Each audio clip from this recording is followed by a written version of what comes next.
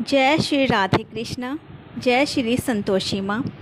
सभी धर्म प्रेमियों को, सभी भक्तों को राधे राधे जी। आप सभी का मेरे YouTube चैनल आस्था पर स्वागत करती हूँ। भारत में सबसे प्रिय त्योहारों में से गणेश चतुर्थी भगवान गणेश के जन्म उत्सव के रूप में मनाई जाती है। भगवान गणेश बाधाओं को दूर करने वाले और बुद्धि के देवता हैं।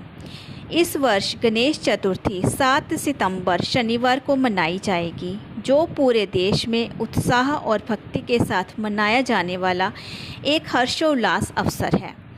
गणेश चतुर्थी एक त्यौहार होने के साथ साथ एक सांस्कृतिक उत्सव भी है, जो सभी समुदायों को श्रद्धा और उत्सव में एकजुट करता है। 2024 में गणेश चतुर्थी 7 सितंबर शनिवार को मनाई जाएगी।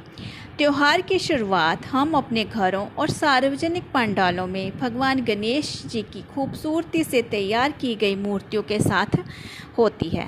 इस गणेश उत्सव में हम क्या करते हैं कि भगवान की सुंदर सुंदर मूर्तियों को अपने घर में विराजमान करते हैं और उनका स्वागत करते हैं और भगवान से अपनी समृद्धि, ज्ञान और सफलता के लिए उनका आशीर्वाद मांगते हैं। जैसा कि इस वर्ष हम कर रहे हैं, भगवान गणेश जी को अपने घर में लाने की तैयारी कर रहे हैं, तो अपने घर में भगवान गणेश जी की मूर्ति लाने से पहले कुछ नियम हैं और आज मैं अपनी इस वीडियो में उन्हीं नियमों के बारे में बोलने वाली हूँ जिनका पालन करना बहुत ज़रूरी है। गणेश उत्सव पूजा नियम। अगर आप गणेश चतुर्थी पर अपने घर में गणपति जी की स्थापना कर रहे हैं तो उनकी नियमित पूजा करें और व्रत भी रखें।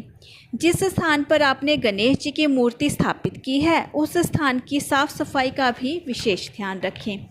गणेश जी की मूर्ति स्थापित करने से पहले उस स्थान को गंगा जल से शुद्ध कर लें। गणेश जी की मूर्ति को घर की सही दिशा में स्थापित करें और पवित्रता का ध्यान रखें। जितने दिन गणपति जी घर पर रहें उतने दिन सात्विक भोजन ही बनाएं और सभी परिवार के सदस्य सात्विक भोजन ग्रहण करें। गणेश जी की मूर्ति को दिन में कम से कम 3 बार भोग लगाएं। बप्पा को मोदक बहुत पसंद है, इसलिए मोदक का भोग जरूर लगाएं। व्रत के नियम। गणेश चतुर्थी पर भगत अक्सर व्रत रखते हैं। पूरे दिन कुछ खाद्य पदार्थों से परहेज रखते हैं। इनमें से क्या होता है कि दालों का सेवन नहीं किया जाता। अनाज और दालों का सेवन हम नहीं करते हैं, ये नहीं करना चाहिए। पूजा के दौरान भगवान गणेश जी को प्रसाद के रूप में फल, मेवे और दूध से बने व्यंजन चढ़ाए जाने चाहिए।